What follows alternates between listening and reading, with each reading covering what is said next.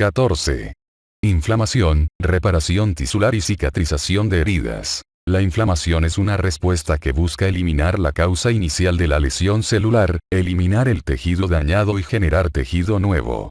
Lo logra mediante la destrucción, la digestión enzimática, la formación de paredes o la neutralización por otros medios de los agentes lesivos, como toxinas, agentes extraños u organismos infectantes. Estos procesos definen el escenario para los acontecimientos que, con el tiempo, permiten que el tejido dañado sane. Así, la inflamación se encuentra entretejida de forma íntima con el proceso de reparación, que reemplaza el tejido dañado o rellena los defectos residuales con tejido cicatricial fibroso. No obstante que se describió por primera vez hace más de 2000 años, la respuesta inflamatoria ha despertado un interés renovado en los últimos años. Como consecuencia de lo anterior, se sabe que la patogénesis de numerosas enfermedades se vincula con la respuesta inflamatoria.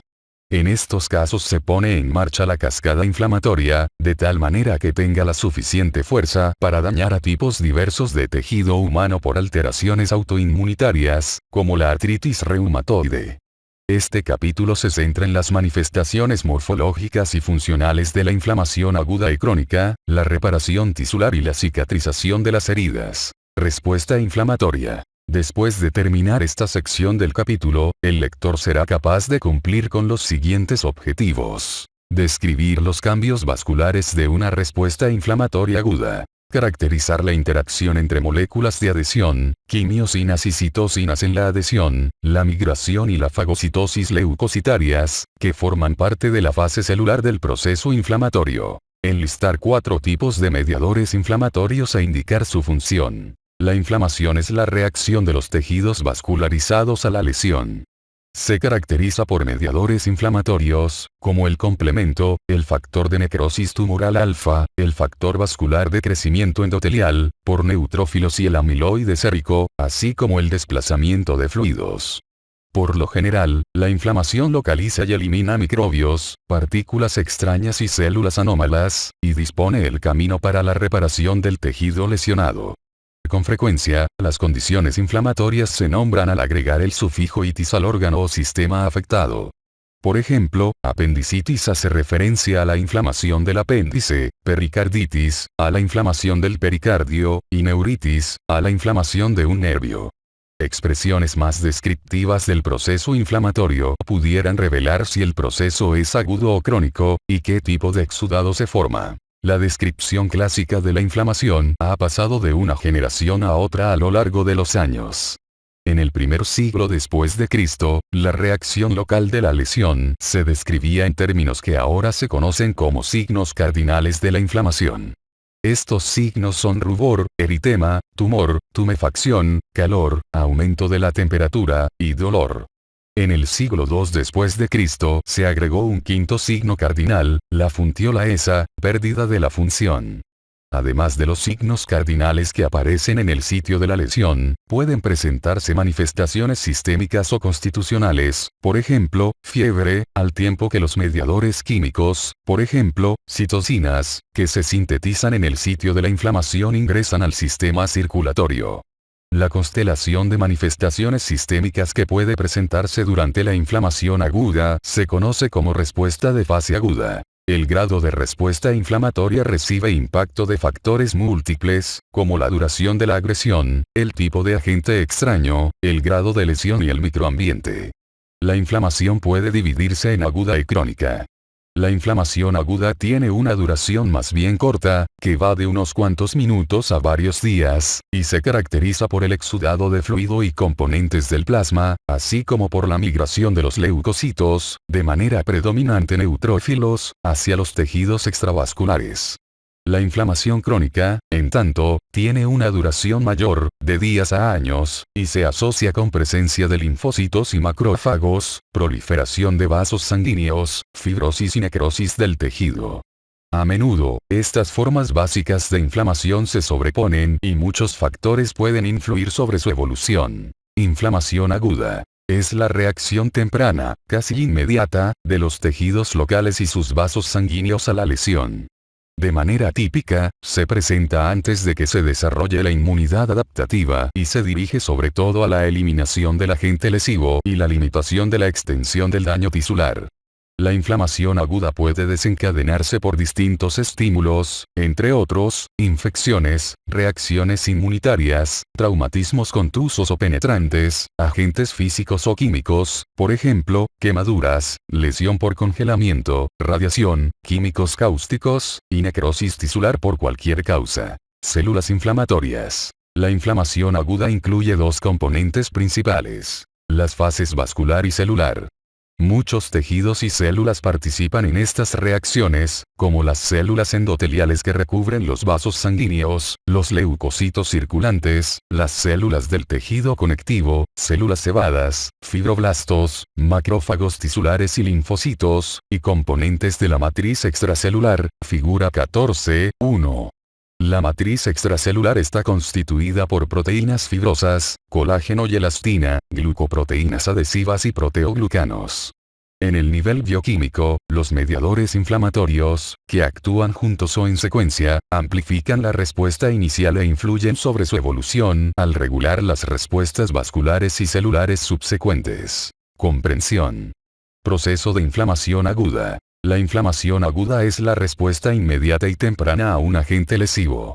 La respuesta, que sirve para controlar y eliminar a las células afectadas, los microorganismos y los antígenos, se da en dos fases. 1. La fase vascular, que deriva en un incremento del flujo sanguíneo y en cambios en los vasos sanguíneos pequeños de la microcirculación, y 2. La fase celular, que conduce a la migración de los leucocitos a partir de la circulación y su activación para eliminar al agente lesivo. La función primordial de la respuesta inflamatoria es limitar el efecto dañino del agente patológico y retirar los componentes del tejido lesionado, con lo que permite que tenga lugar la reparación tisular. Fase vascular. La fase vascular de la inflamación aguda se caracteriza por cambios en los vasos sanguíneos pequeños en el sitio de la lesión. Comienza con una vasoconstricción momentánea, a la que sigue con rapidez la vasodilatación. La vasodilatación afecta a las arteriolas y a las vénulas con un incremento secundario del flujo sanguíneo capilar, que genera calor y eritema, dos de los signos cardinales de la inflamación. Estos se acompañan de un aumento de la permeabilidad vascular, con escape de fluido rico en proteínas, exudado, hacia los espacios extravasculares. La pérdida de proteínas reduce la presión osmótica capilar e incrementa la presión osmótica intersticial. Esto, aunado al incremento de la presión capilar, genera un flujo de salida intenso del fluido y su acumulación en los espacios tisulares, lo que produce tumefacción, dolor y anomalías de la función que corresponden a los otros signos cardinales de la inflamación aguda. Al tiempo que el fluido se desplaza hacia afuera de los vasos sanguíneos, se presentan la éstasis del flujo sanguíneo y la coagulación. Lo anterior ayuda a limitar la diseminación de los microorganismos infectantes. Fase celular. Marginación, adhesión y migración leucocitarias. La fase celular de la inflamación aguda implica la provisión de leucocitos, en especial neutrófilos, hacia el sitio de la lesión, de manera que puedan realizar sus funciones normales de defensa del hospedero. El proceso de llegada y activación de los leucocitos puede dividirse en los siguientes pasos: adhesión y marginación, migración, o transmigración, y quimiotaxis. El reclutamiento de los leucocitos hacia las vénulas precapilares, desde donde salen de la circulación, se facilita por la disminución de la velocidad del flujo sanguíneo y la marginación a lo largo de la superficie del vaso. La adhesión y la migración de los leucocitos a partir del espacio vascular hacia el tejido extravascular la facilitan moléculas de adhesión complementarias, por ejemplo, selectinas, integrinas, en las superficies del leucocito y el endotelio. Después de la extravasación, los leucocitos migran por los tejidos hasta el sitio de la lesión mediante quimiotaxis o locomoción orientada, siguiendo un gradiente químico. Activación leucocitaria y fagocitosis. Una vez que se da la lesión tisular, los productos que genera desencadenan distintas respuestas leucocitarias, entre otras, fagocitosis y eliminación celular. La opsonización de los microbios, 1, por el factor C3b del complemento y los anticuerpos facilita su reconocimiento por los receptores C3b y Fc del anticuerpo en los neutrófilos. La activación de los receptores, 2, desencadena la señalización intracelular y el ensamblaje de actina en el neutrófilo, lo que conduce a la formación de pseudópodos que circundan al microbio al interior de un fagosoma. El fagosoma, 3, se funde entonces con un lisosoma intracelular para constituir un fagolisosoma, en el que se liberan, 4, enzimas lisosómicas y radicales de oxígeno para matar y degradar al microbio. Células endoteliales. Las células endoteliales constituyen el único recubrimiento epitelial de los vasos sanguíneos. Producen agentes antiplaquetarios y antitrombóticos que mantienen la permeabilidad del vaso, así como vasodilatadores y vasoconstrictores que regulan el flujo sanguíneo. Las células endoteliales también son protagonistas clave en la respuesta inflamatoria y experimentan patología significativa en personas con alteraciones inflamatorias. Las células endoteliales funcionales proporcionan una barrera con permeabilidad selectiva para los estímulos inflamatorios exógenos, microbianos y endógenos, regulan la extravasación leucocitaria por medio de la expresión de moléculas de adhesión celular y receptores, contribuyen a la regulación y la modulación de las respuestas inmunitarias por medio de la síntesis y la liberación de mediadores inflamatorios, y regulan la proliferación de células inmunitarias por efecto de la secreción de factores estimuladores de colonias hematopoyéticos. Las células endoteliales también participan en el proceso de reparación que acompaña a la inflamación por medio de la producción de factores de crecimiento que estimulan la angiogénesis, formación de nuevos vasos sanguíneos, y la síntesis de matriz extracelular.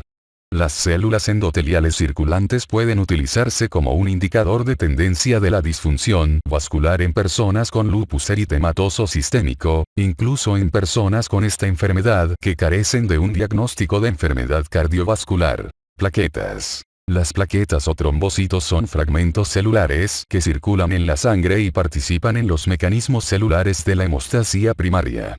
Las plaquetas activadas también liberan cierto número de mediadores inflamatorios potentes, con lo que incrementan la permeabilidad vascular y alteran las propiedades quimiotácticas, adhesivas y proteolíticas de las células endoteliales. Cuando una plaqueta se activa, se liberan más de 300 proteínas. Si bien solo se ha identificado una fracción pequeña de estas, al parecer, un número significativo corresponde a mediadores inflamatorios. La asociación entre las plaquetas y las enfermedades inflamatorias adquiere relieve a partir del número de procesos patológicos inflamatorios, por ejemplo, ateroesclerosis, cefalea migrañosa, lupus eritematoso sistémico, en los que se ha confirmado una asociación con la activación plaquetaria. Neutrófilos y monocitos / macrófagos. Los neutrófilos y macrófagos son leucocitos fagocíticos que existen en gran número, y en pocas horas se hacen evidentes en el sitio de la inflamación. Los dos tipos de leucocitos expresan distintos receptores de superficie y moléculas que participan en su activación. Incluyen a los receptores de manosa, que se unen a las glucoproteínas de las bacterias. Receptores tipo TOL, que responden a distintos tipos de microbios y sus componentes. Receptores para comunicación celular, que reconocen citocinas y quimiosinas específicas que se sintetizan en respuesta a las infecciones y a la lesión tisular. Moléculas de adhesión celular, que afectan la adhesión leucocitaria, y receptores del complemento, que reconocen fragmentos degradados del mismo en la superficie microbiana, figura 14.2. El neutrófilo es el fagocito principal. Llega en forma temprana al sitio de la inflamación, por lo general, en el transcurso de 90 minutos luego de que se presenta la lesión. Estos leucocitos cuentan con un núcleo que está dividido en 3 a 5 lóbulos. De esta forma, con frecuencia se denominan neutrófilos polimorfonucleares o neutrófilos segmentados. Un leucocito que se identifica por gránulos citoplásmicos distintivos se denomina granulocito. Los gránulos citoplásmicos de los granulocitos, que se resisten a la tinción y conservan un color neutral, contienen enzimas y material antibacteriano que se utilizan para destruir a los microbios y al tejido muerto endocitados. Los neutrófilos son capaces de generar productos de oxígeno, peróxido de hidrógeno, y nitrógeno, óxido nítrico, que facilitan la destrucción de los detritos endocitados. El conteo de neutrófilos en la sangre con frecuencia se incrementa en gran medida durante el proceso inflamatorio, en particular en las infecciones bacterianas. Después de liberarse de la médula ósea, los neutrófilos circulantes tienen un periodo de vida cercano a tan solo 10 horas, por lo que deben ser sustituidos de manera constante para que su número siga siendo apropiado. Lo anterior requiere el incremento de los leucocitos circulantes, condición denominada leucocitosis, que a menudo aumenta con las infecciones bacterianas y la lesión tisular. Ante la demanda excesiva de fagocitos, se liberan de la médula ósea formas inmaduras de neutrófilos. Estas células inmaduras se denominan muchas veces bandas, dada la configuración en herradura de sus núcleos. Los monocitos circulantes, que tienen un núcleo único con forma de riñón y son los leucocitos circulantes de mayor tamaño, constituyen entre el 3% y el 8% del conteo leucocitario. Los monocitos se liberan de la médula ósea para actuar como macrófagos. Las células mononucleares llegan al sitio de la inflamación poco después que los neutrófilos y llevan a cabo sus funciones fagocíticas durante varios días. Los monocitos y los macrófagos sintetizan mediadores vasoactivos potentes, entre otros, prostaglandinas y leucotrienos, factor activador de las plaquetas, citocinas inflamatorias y factores de crecimiento que promueven la regeneración de los tejidos. En comparación con los neutrófilos, los macrófagos endocitan porciones y cantidades mayores de material extraño. Estos fagocitos con vida más prolongada ayudan a destruir al agente causal, facilitan los procesos de señalización de la inmunidad, sirven para resolver el proceso inflamatorio y contribuyen al inicio de los procesos de cicatrización. También desempeñan un papel importante en la inflamación crónica, en la que pueden rodear con una pared al material extraño que no puede digerirse. Eosinófilos, basófilos y células cebadas. Los eosinófilos, los basófilos y las células cebadas producen mediadores lipídicos y citocinas que inducen inflamación. Aunque los tres tipos celulares tienen características específicas, contienen gránulos citoplásmicos que derivan en inflamación. Son en particular importantes en la inflamación que se asocia con reacciones de hipersensibilidad inmediatas y con alteraciones alérgicas. Los eosinófilos circulan en la sangre y son reclutados hacia los tejidos, en un proceso similar al que se da con los neutrófilos. Estos granulocitos aumentan en la sangre durante las reacciones alérgicas y las infecciones parasitarias. Los gránulos de los eosinófilos, que adquieren un tono rojo con la tinción ácida eosina, contienen una proteína muy tóxica para los gusanos parásitos grandes que no pueden fagocitarse. También tienen una participación importante en las reacciones alérgicas al controlar la liberación de mediadores químicos específicos. Los basófilos son granulocitos de la sangre con similitudes estructurales y funcionales a las células cebadas del tejido conectivo. Derivan de progenitores de la médula ósea y circulan en el torrente sanguíneo. Los gránulos de los basófilos, que adquieren un color azul con una tinción básica, contienen histamina y otros mediadores bioactivos de la inflamación. Tanto los basófilos como las células cebadas se unen a un anticuerpo, la inmunoglobulina E, que secretan las células plasmáticas, por medio de receptores en su superficie celular. La unión de la inmunoglobulina E desencadena la liberación de la histamina y de agentes vasoactivos a partir de los gránulos basófilos. Las células cebadas derivan de las mismas células troncales hematopoyéticas de los basófilos, pero no se desarrollan hasta que dejan la circulación y se alojan en los espacios tisulares. La activación de las células cebadas da lugar a la liberación de los contenidos preformados de sus gránulos, histamina, proteoglucanos, proteasas y citocinas como el factor de necrosis tumoral alfa y la interleucina 16, a la síntesis de mediadores lipídicos derivados de precursores de la membrana celular, metabolitos del ácido araquidónico, como las prostaglandinas y el factor activador de plaquetas, y a la estimulación de la síntesis de citocinas y quimiosinas a cargo de otras células inflamatorias, como los monocitos y los macrófagos. Las células cebadas participan en las reacciones desencadenadas por inmunoglobulina E, y en las infecciones causadas por el MINTOS. Fase vascular. Los cambios vasculares que se presentan con la inflamación afectan las arteriolas, los capilares y las vénulas de la microcirculación. Estos cambios comienzan poco después de la lesión y se caracterizan por vasodilatación, alteraciones en el flujo sanguíneo, incremento de la permeabilidad vascular y escape del fluido hacia los tejidos extravasculares. La vasodilatación, una de las manifestaciones más tempranas de la inflamación, sigue a una constricción transitoria de las arteriolas que dura unos cuantos segundos. La vasodilatación afecta primero a las arteriolas y luego da origen a la apertura de los lechos capilares en el área. Como consecuencia, la región se congestiona y genera enrojecimiento, eritema, y aumento de la temperatura relacionados con la inflamación aguda. La vasodilatación es inducida por la acción de distintos mediadores, como la histamina y el óxido nítrico. Pronto, la vasodilatación es seguida por un aumento de la permeabilidad de la microvasculatura, con el escape de un fluido rico en proteínas, exudado, hacia los espacios extravasculares.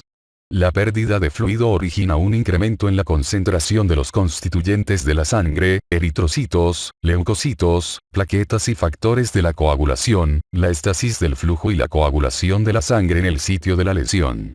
Esto ayuda a limitar la diseminación de los microorganismos infecciosos.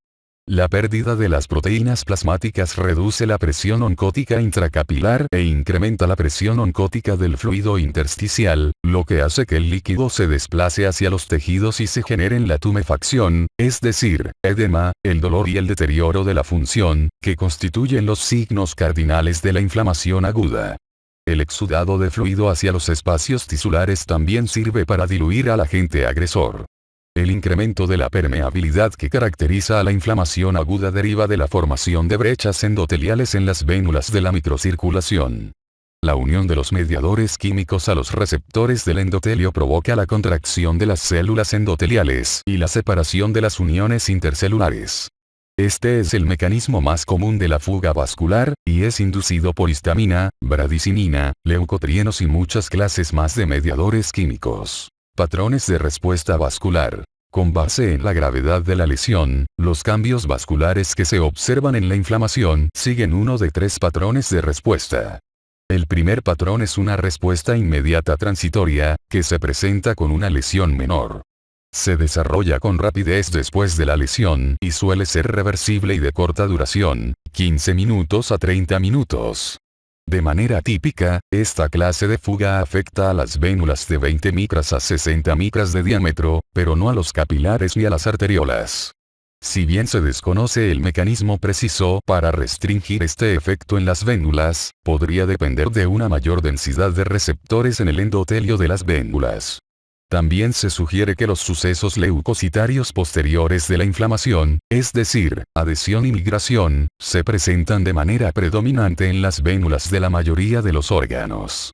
El segundo patrón es una respuesta sostenida e inmediata que tiene lugar en lesiones más graves y persiste varios días.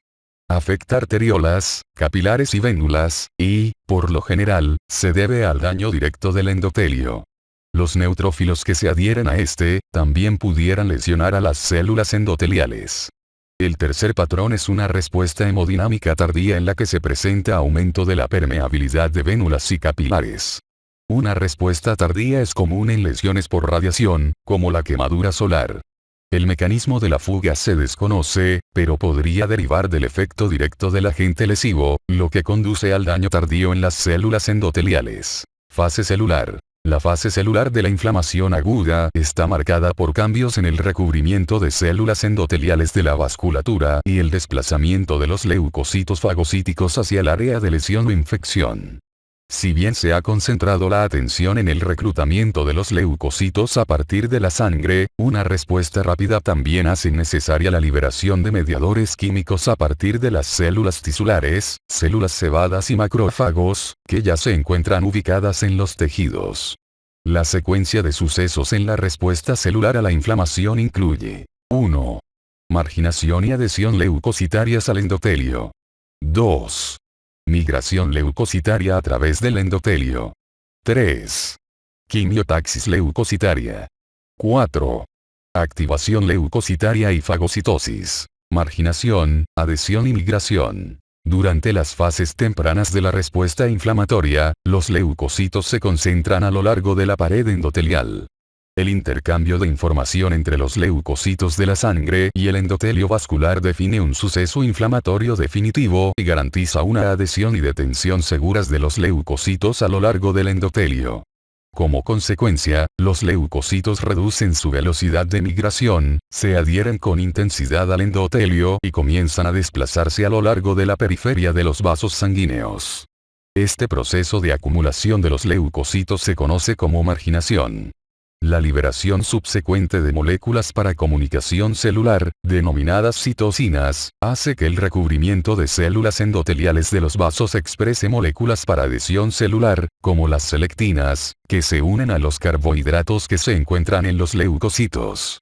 Esta interacción reduce su velocidad de flujo y hace que los leucocitos se desplacen a lo largo de la superficie de las células endoteliales con un movimiento de rodamiento para, por último, detenerse y adherirse con fuerza a las moléculas de adhesión intercelular, MAC, con lo que se fijan al endotelio.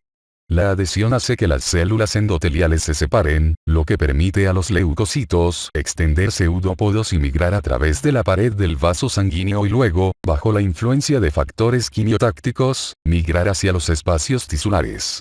En el reclutamiento de los leucocitos participan varias familias de moléculas de adhesión, entre otras, selectinas, integrinas, BLA5, y la superfamilia de las inmunoglobulinas. Las selectinas son una familia de 3 proteínas con relación estrecha, selectina P, selectina E y selectina L, que difieren en cuanto a distribución celular, pero actúan todas en la adhesión de los leucocitos a las células endoteliales. La superfamilia de la integrina está conformada por 30 proteínas con similitud estructural que promueven las interacciones entre una célula y otra, y entre la célula y la matriz extracelular.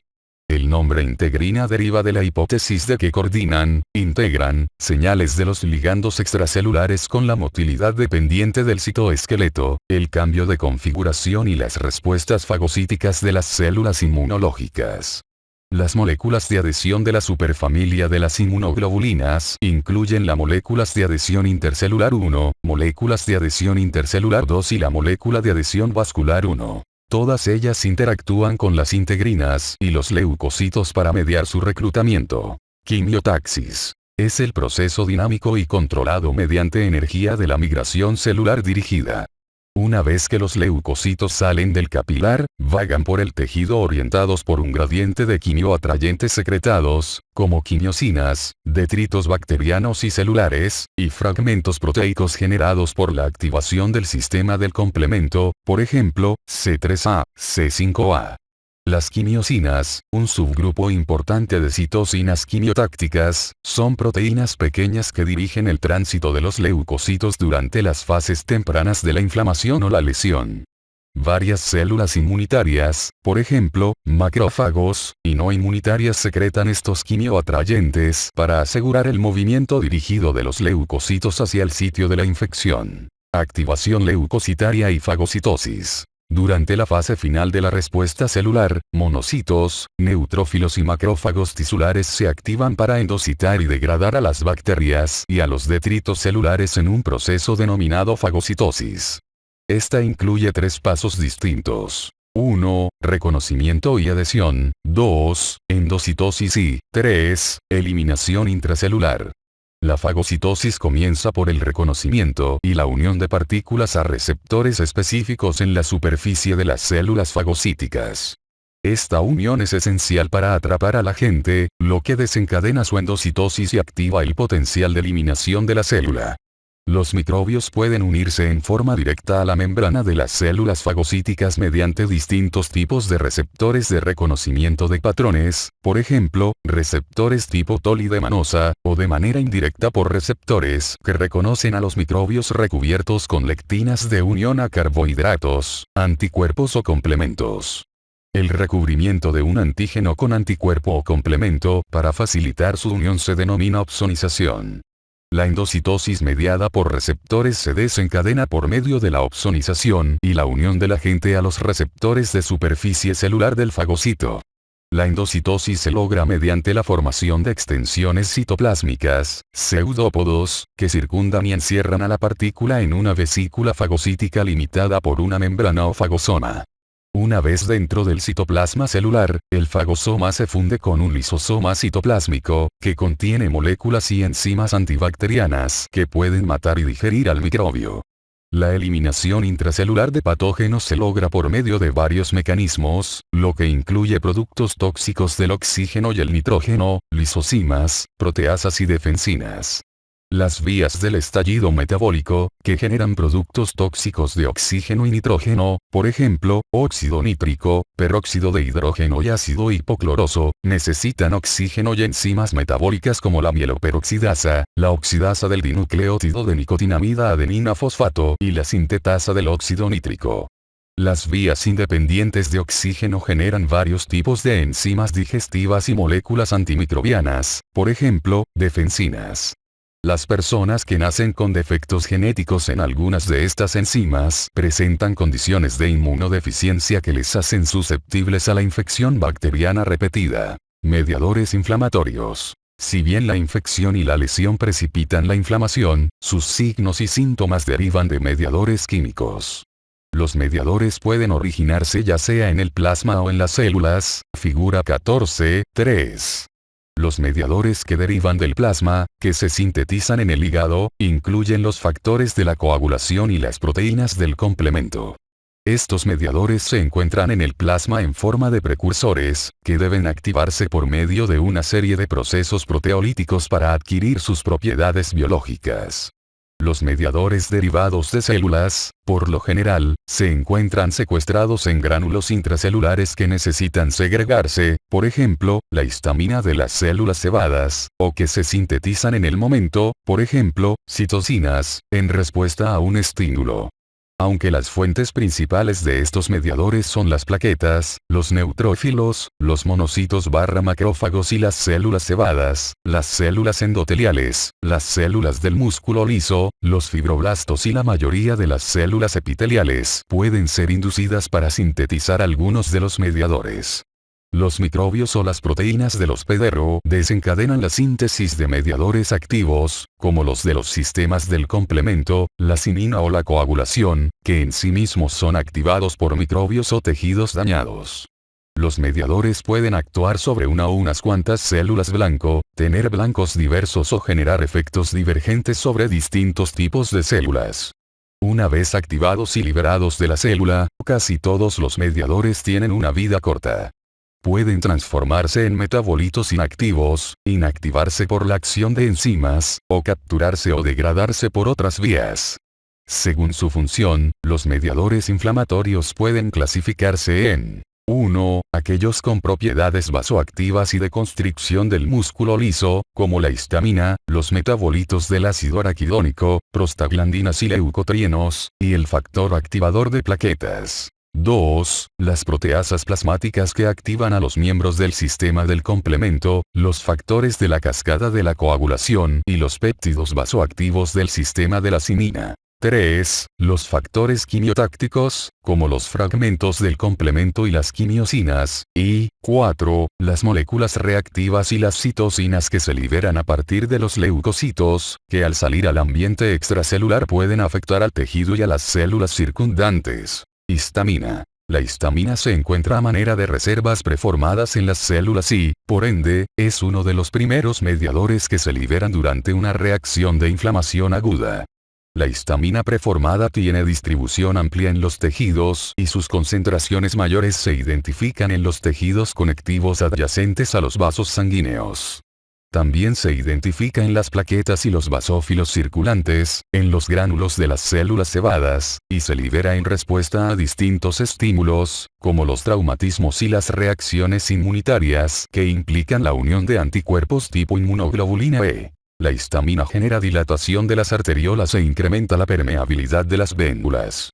Actúa en la microcirculación al unirse a los receptores de histamina tipo 1, H1, en las células endoteliales y se considera el mediador principal de la fase transitoria inmediata de aumento de la permeabilidad vascular de la respuesta inflamatoria aguda.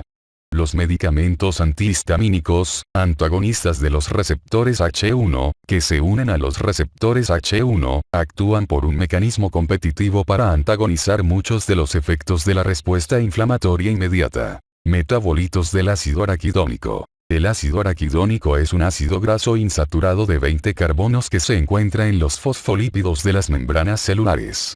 La liberación de ácido araquidónico por la acción de las fosfolipasas da inicio a una serie de reacciones complejas que conducen a la síntesis de mediadores inflamatorios de la familia de los eicosanoides, prostaglandinas, leucotrienos y metabolitos relacionados. La síntesis de eicosanoides sigue uno de dos vías. La de la ciclooxigenasa, que culmina con la síntesis de prostaglandinas, y la vía de la lipooxigenasa, que culmina en la síntesis de leucotrienos, figura 14.4. Por la vía metabólica de la ciclooxigenasa se sintetizan muchas prostaglandinas a partir del ácido araquidónico. Las prostaglandinas, por ejemplo, prostaglandina D2, prostaglandina E2, prostaglandina E2 alfa y prostaglandina I2, inducen inflamación y potencian los efectos de la histamina y de otros mediadores inflamatorios. La prostaglandina tromboxano A2 promueve la agregación plaquetaria y la vasoconstricción. El ácido acetilsalicílico y los fármacos antiinflamatorios no esteroideos reducen la inflamación al desactivar a la primera enzima de la vía de la ciclooxigenasa para la síntesis de las prostaglandinas. Al igual que las prostaglandinas, los leucotrienos se sintetizan a partir del ácido araquidónico, pero por la vía de la lipooxigenasa. La histamina y los leucotrienos son complementarios en su acción, en el sentido de que tienen funciones similares. La histamina se libera con rapidez y de manera transitoria mientras se sintetizan los leucotrienos más potentes. También se refiere que los leucotrienos afectan la permeabilidad de las vénulas postcapilares, las propiedades de adhesión de las células endoteliales, y la extravasación y la quimiotaxis de los neutrófilos, los eosinófilos y los monocitos. Los leucotrienos C4, leucotrieno D4 y leucotrieno E4, que en conjunto se conocen como sustancia de reacción lenta de la anafilaxia, producen una constricción lenta y sostenida de los bronquiolos, y son mediadores inflamatorios importantes en el asma bronquial y la anafilaxis. La modificación de la respuesta inflamatoria con la dieta, mediante el consumo de ácidos grasos poliinsaturados omega 3, de manera específica el ácido eicosapentaenoico y el ácido docosahexaenoico, que solo existen en el pescado grasoso y en el aceite de pescado, puede resultar efectiva para la prevención de algunas manifestaciones negativas de la inflamación. El ácido alfa-linolénico, que se encuentra en la semilla del lino, el aceite de canola, los vegetales de hojas verdes, la nuez de nogal y el frijol de soya, es otra fuente de ácidos grasos omega 3.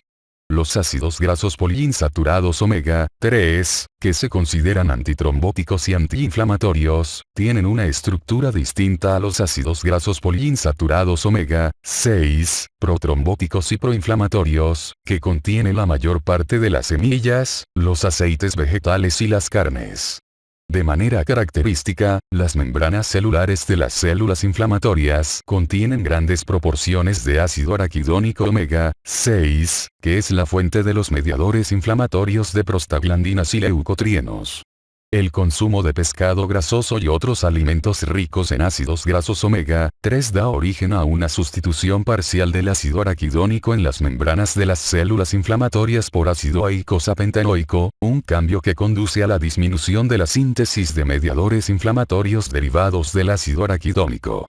Esta respuesta aislada es un efecto con potencial benéfico de los ácidos grasos omega 3.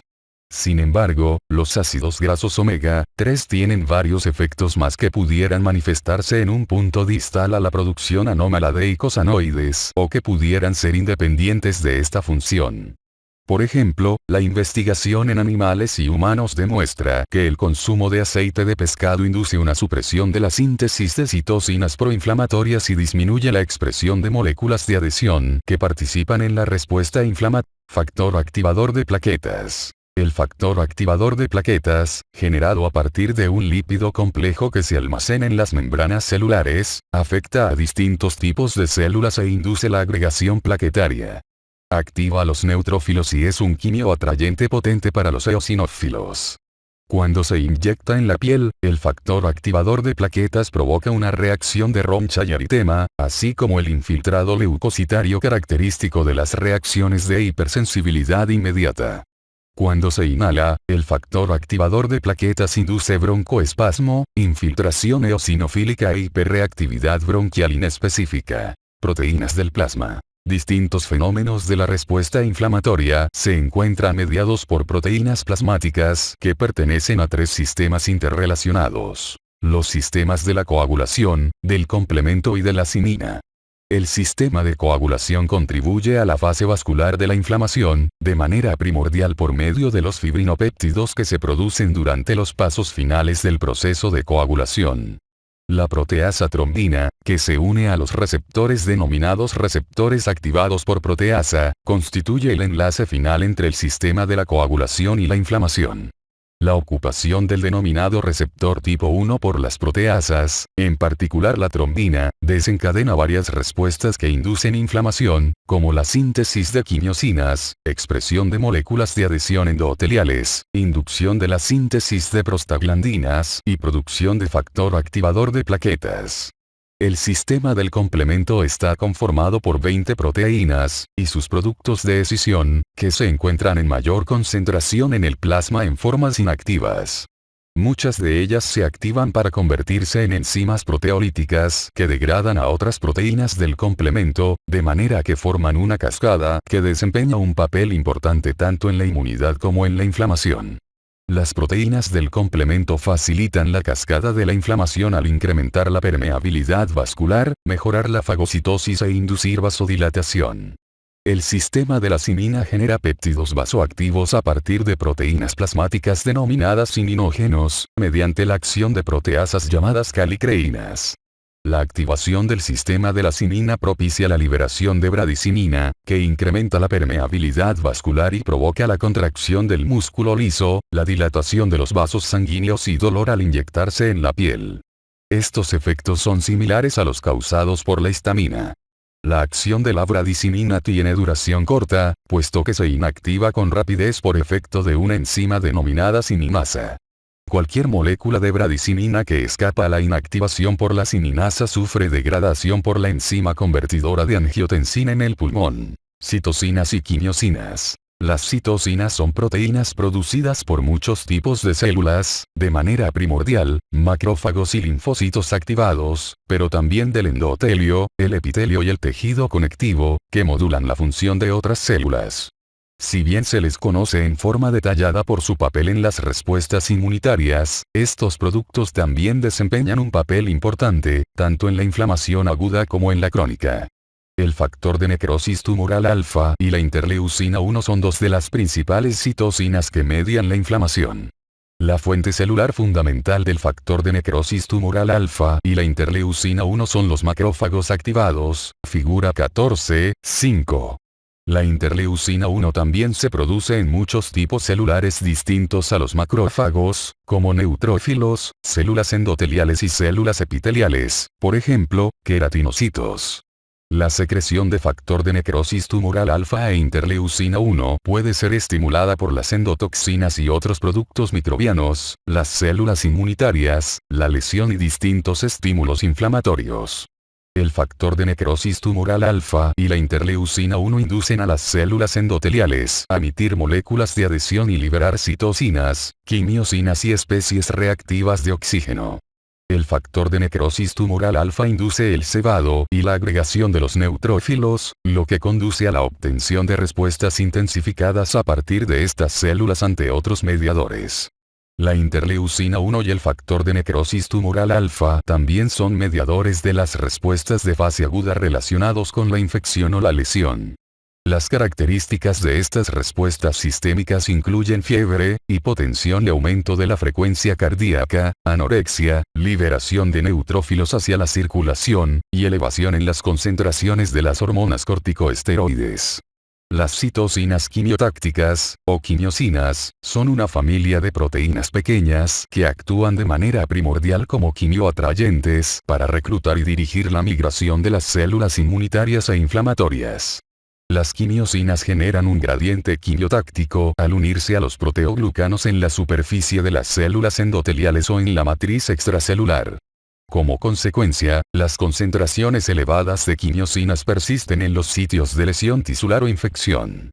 Se han identificado dos clases de quimiosinas: las inflamatorias y las de establecimiento. Las primeras se sintetizan en respuesta a las toxinas bacterianas y a las citocinas inflamatorias, por ejemplo, interleucina 1, factor de necrosis tumoral alfa, y reclutan a los leucocitos durante una respuesta inflamatoria.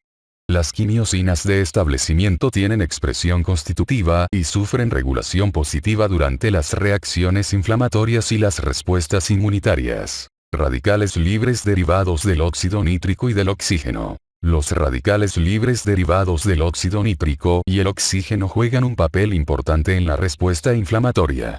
El óxido nítrico, que se produce en distintas células, desempeña múltiples papeles en la inflamación, entre otros, la relajación del músculo liso y el antagonismo de la adhesión, la agregación y la desgranulación de las plaquetas. Además, funge como un regulador endógeno del reclutamiento leucocitario. El bloqueo de la síntesis del óxido nítrico puede aumentar la adhesión leucocitaria, mientras que la provisión de óxido nítrico exógeno reduce el número de leucocitos.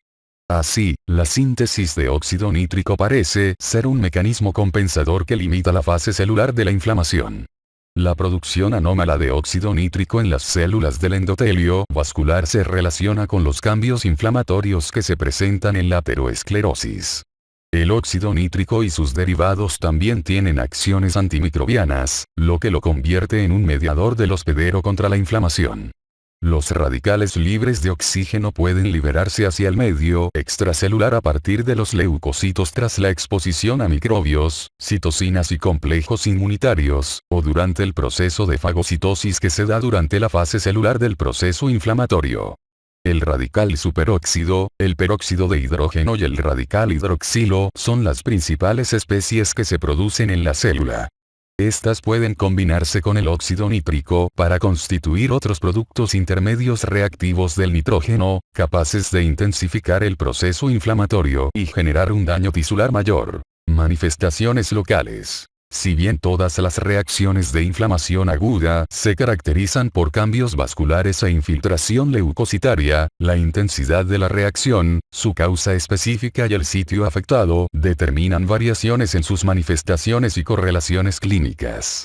Estas manifestaciones pueden ir desde el edema y la formación de exudado hasta el desarrollo de abscesos o úlceras.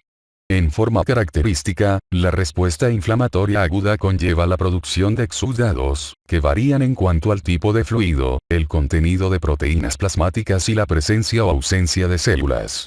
Pueden ser serosos, hemorrágicos, fibrinoides, membranosos o purulentos. Con frecuencia, el exudado está compuesto por una combinación de estas variantes. Los exudados serosos son fluidos acuosos con un contenido bajo de proteínas, que se generan por el ingreso del plasma al sitio de la inflamación. Los exudados hemorrágicos se desarrollan cuando existe lesión tisular grave que daña los vasos sanguíneos o cuando existe una fuga relevante de eritrocitos a partir de los capilares. Los exudados fibrinoides contienen grandes cantidades de fibrinógeno y forman una red espesa y adherente, en gran medida como las fibras de un coágulo sanguíneo. Los exudados membranosos o pseudomembranosos tienen lugar en las superficies de las membranas mucosas y se componen de células necróticas inmersas en un exudado fibropurulento. Un exudado purulento o supurativo contiene pus, compuesta por leucocitos degradados, proteínas y detritos celulares. Ciertos microorganismos, como el Staphylococcus, tienen más tendencia que otros a inducir una inflamación supurativa local.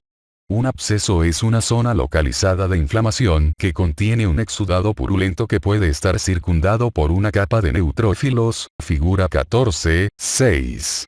Con el tiempo, los fibroblastos pueden ingresar al área y formar una pared en torno al absceso. Puesto que los agentes antimicrobianos no pueden penetrar esta pared, pudiera requerirse una incisión quirúrgica y drenaje para permitir la curación. Una ulceración hace referencia a un punto de inflamación en que una superficie epitelial, por ejemplo, piel o epitelio gastrointestinal, desarrolla necrosis y se erosiona, con frecuencia en asociación con la inflamación subepitelial. Puede presentarse ulceración como consecuencia de una lesión traumática de la superficie epitelial, por ejemplo, úlcera péptica, o por efecto del compromiso vascular, por ejemplo, úlceras en pie relacionadas con la diabetes. Puntos clave. Respuesta inflamatoria. Las manifestaciones de una respuesta inflamatoria aguda pueden atribuirse a los cambios vasculares que se presentan de manera inmediata, vasodilatación e incremento de la permeabilidad capilar, el flujo de llegada de células inflamatorias, como los neutrófilos y, en algunos casos, los efectos diseminados de los mediadores inflamatorios, que provocan fiebre y otros signos y síntomas sistémicos. Las manifestaciones de la inflamación crónica derivan de la infiltración con macrófagos, linfocitos y fibroblastos, lo que conduce a la inflamación persistente, la proliferación de los fibroblastos y la formación de cicatrices. Inflamación crónica. En contraste con la inflamación aguda, que suele ser autolimitada y de corta duración, la inflamación crónica se autoperpetúa y puede durar semanas, meses o incluso años. Puede desarrollarse como consecuencia de un proceso inflamatorio agudo recurrente o progresivo, o por respuestas súbitas y de bajo grado incapaces de evocar una respuesta aguda. La característica de la inflamación crónica es la infiltración por células mononucleares, macrófagos, y linfocitos en vez del flujo de llegada de neutrófilos que es común observar en la inflamación aguda. La inflamación crónica también implica la proliferación de fibroblastos en vez de la formación de exudados. Como consecuencia, el riesgo de cicatrización y deformidad suele ser mayor que en la inflamación aguda. Los agentes que provocan la inflamación crónica en forma característica son infecciones persistentes de bajo grado o irritantes incapaces de penetrar a profundidad o diseminarse con rapidez. Entre las causas de la inflamación crónica se encuentran los cuerpos extraños, como talco, sílice, asbesto y los materiales quirúrgicos para sutura. Muchos virus inducen respuestas inflamatorias crónicas, al igual que ciertas bacterias, hongos y parásitos mayores con virulencia moderada o baja. Algunos ejemplos son el bacilo de la tuberculosis y el treponema de la sífilis. La presencia de tejido lesionado como el que circunda a una fractura en consolidación también puede incitar la inflamación crónica. Se piensa que los mecanismos inmunitarios desempeñan un papel importante en la inflamación crónica.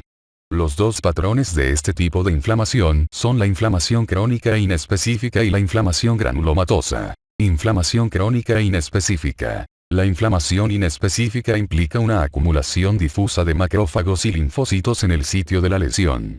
La quimiotaxis persistente hace que los macrófagos infiltren el sitio inflamado, donde se acumulan debido a su sobrevivencia prolongada y su inmovilización. Estos mecanismos conducen a la proliferación de fibroblastos, con formación subsecuente de una cicatriz, que en muchas ocasiones sustituye al tejido conectivo normal o a los tejidos parenquimatosos funcionales en las estructuras afectadas.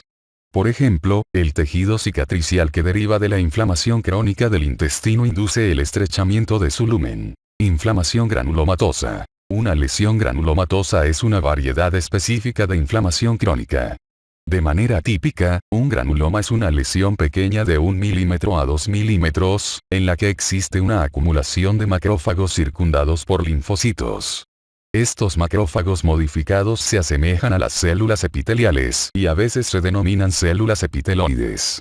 Al igual que otros macrófagos, las células epiteloides derivan de los monocitos de la sangre.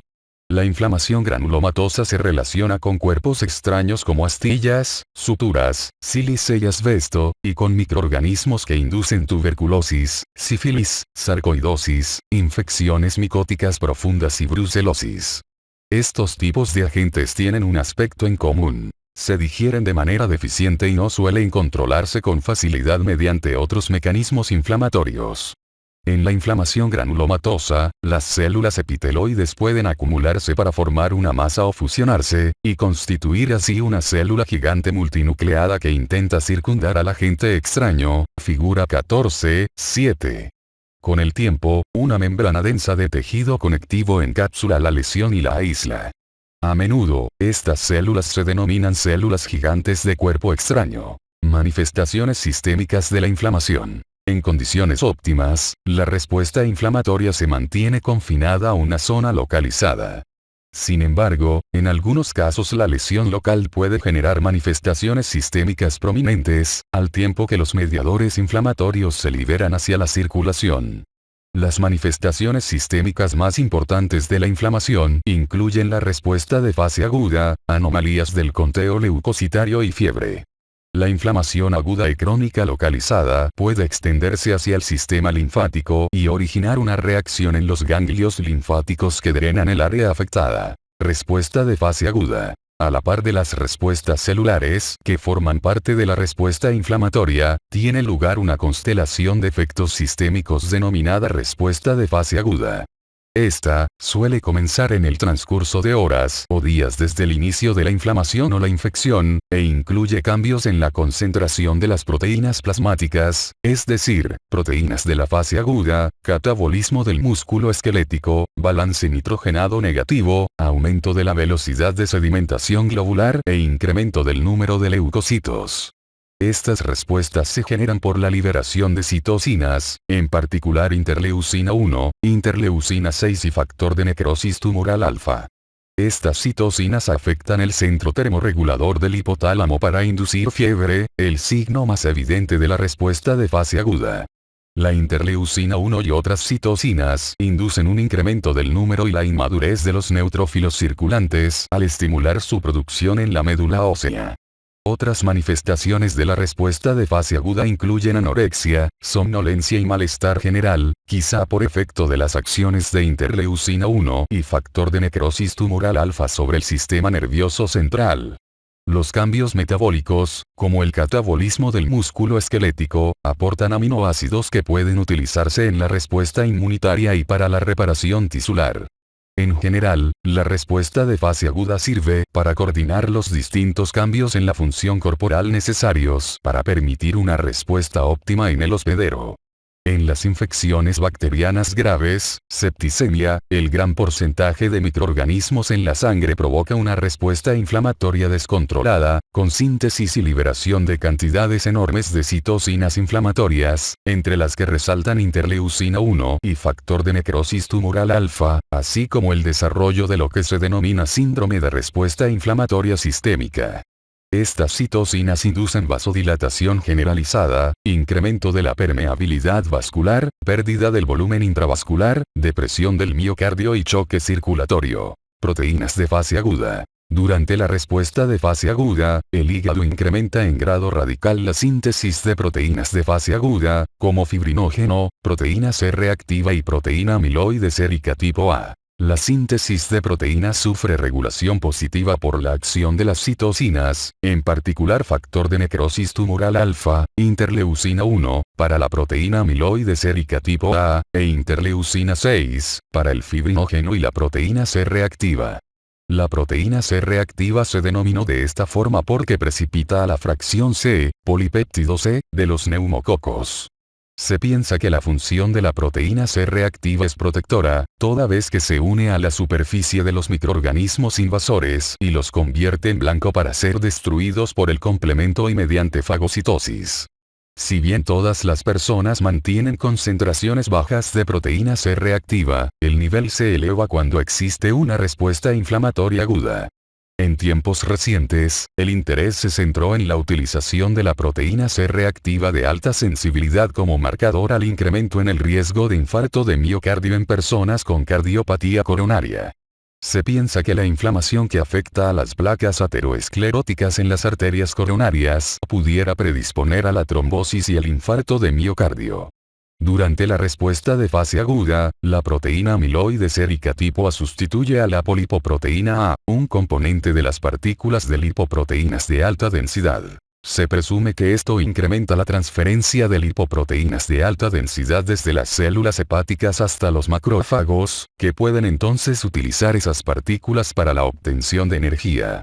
El incremento del fibrinógeno hace que los eritrocitos formen pilas, redondas, que se sedimentan más rápido que los eritrocitos aislados. Esta es la base de la aceleración de la velocidad de sedimentación globular, que se observa en condiciones patológicas a las que caracteriza una respuesta inflamatoria sistémica. Respuesta leucocitaria. La leucocitosis, o incremento del número de células blancas de la sangre, es un signo frecuente de una respuesta inflamatoria, en particular la que deriva de la infección bacteriana. Con frecuencia, el conteo leucocitario se incrementa de un valor normal de 4.000 células por microlitro a 10.000 células por microlitro a 15.000 células por microlitro a 20.000 células por microlitro en condiciones de inflamación aguda.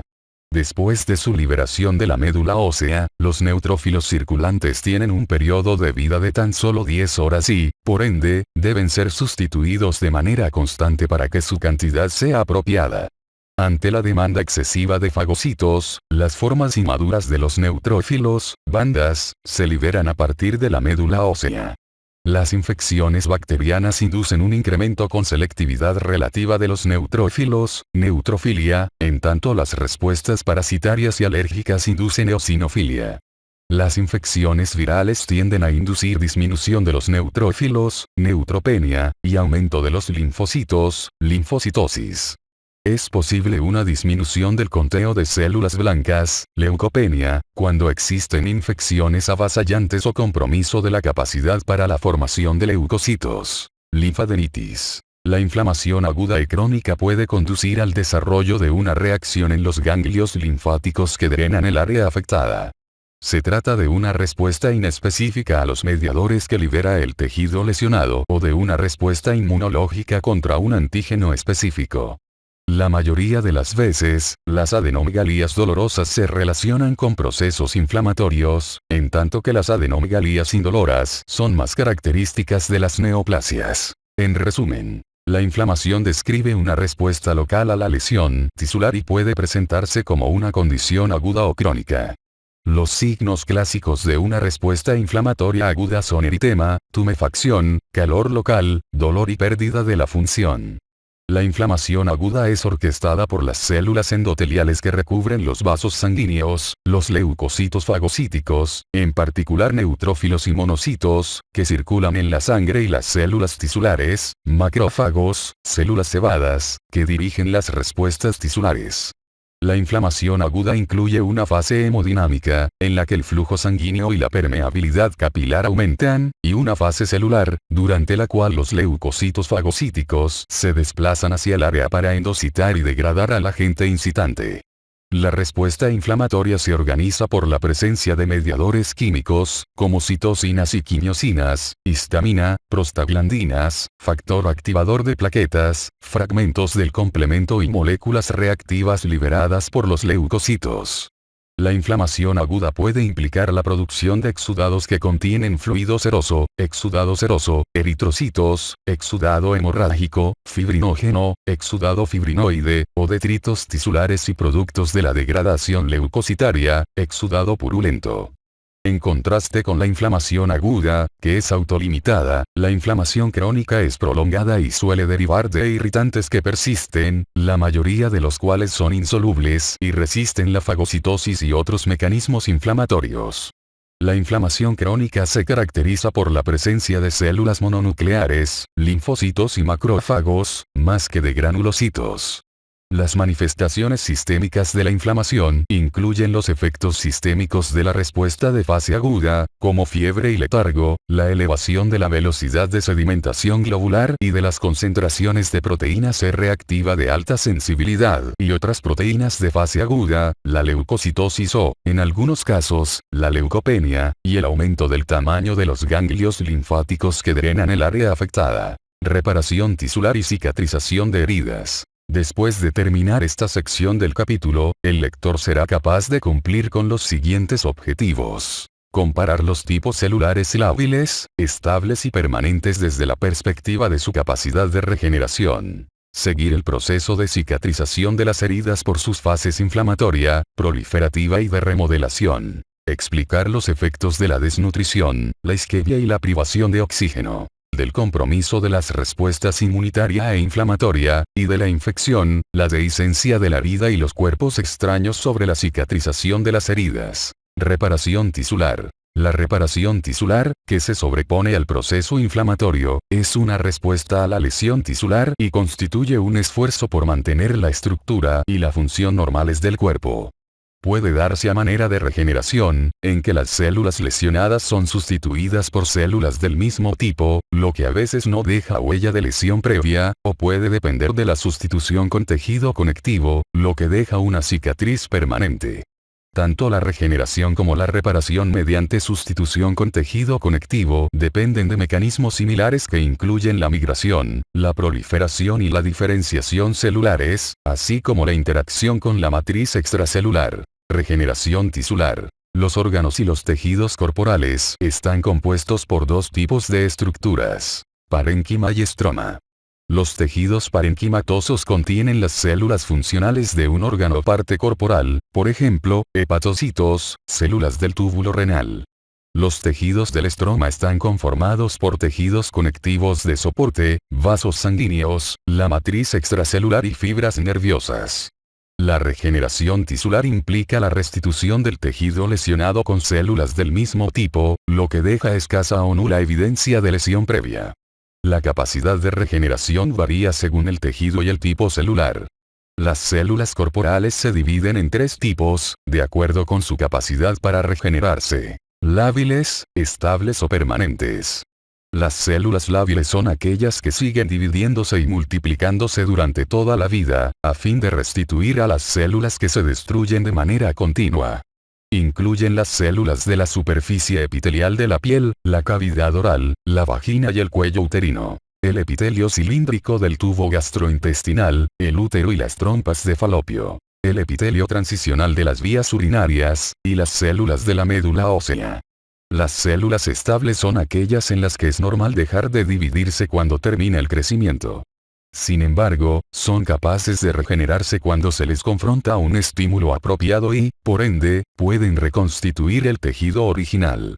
Este grupo incluye a las células parenquimatosas del hígado y el riñón, a las células del músculo liso y a las del endotelio vascular. Las células permanentes o fijas no pueden sufrir división mitótica. Incluyen a las neuronas, las células del músculo esquelético y las del músculo cardíaco.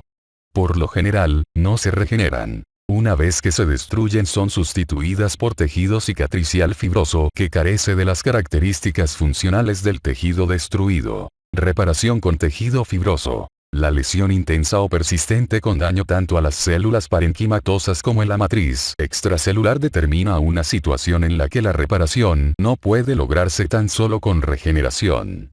En estas condiciones, la reparación se da mediante la restitución con tejido conectivo, un proceso que implica la generación de tejido de granulación y la formación de cicatriz. El tejido de granulación es un tejido conectivo húmedo de color rojo brillante que contiene capilares de formación reciente, fibroblastos en proliferación y células inflamatorias residuales. El desarrollo del tejido de granulación implica el crecimiento de capilares nuevos, angiogénesis, fibrogénesis e involución hacia la formación de tejido cicatricial. La angiogénesis lleva implícita la generación y el brote de vasos sanguíneos nuevos a partir de los vasos preexistentes. Estos brotes capilares tienden a sobresalir de la superficie de la herida como gránulos rojos diminutos, de lo cual deriva el nombre del tejido de granulación. Finalmente, partes del lecho capilar nuevo se diferencian para constituir arteriolas y venas. La fibrogénesis supone la llegada de fibroblastos activados, que secretan componentes de la matriz extracelular, como fibronectina, ácido hialurónico, proteoglucanos y colágeno. La fibronectina y el ácido hialurónico son los primeros que se depositan en la herida en cicatrización. Los proteoglucanos aparecen después. Debido a que los proteoglucanos son hidrofílicos, su acumulación contribuye al aspecto edematoso de la herida. El inicio de la síntesis de colágeno contribuye a la formación subsecuente de tejido cicatricial. La formación de la cicatriz depende del bastidor de vasos nuevos y de matriz extracelular laxa del tejido de granulación. El proceso ocurre en dos fases. 1. Emigración y proliferación de fibroblastos hacia el sitio de la lesión y 2. Depósito de matriz extracelular por la actividad de estas células.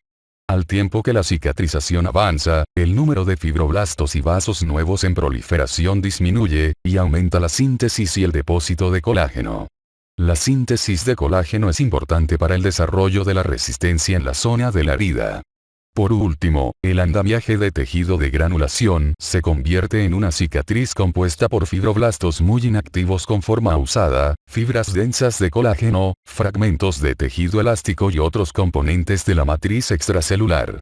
Al tiempo que la cicatriz madura, la degeneración vascular termina por transformar al tejido de granulación con gran vascularidad en una cicatriz pálida y en gran parte avascular. Regulación del proceso de cicatrización. La cicatrización tisular se regula a partir de las acciones de mediadores químicos y factores de crecimiento que median este proceso y organizan las interacciones entre la matriz extracelular y la celular. Mediadores químicos y factores de crecimiento. Un número considerable de investigaciones ha contribuido al conocimiento sobre los mediadores químicos y los factores de crecimiento que orquestan el proceso de cicatrización.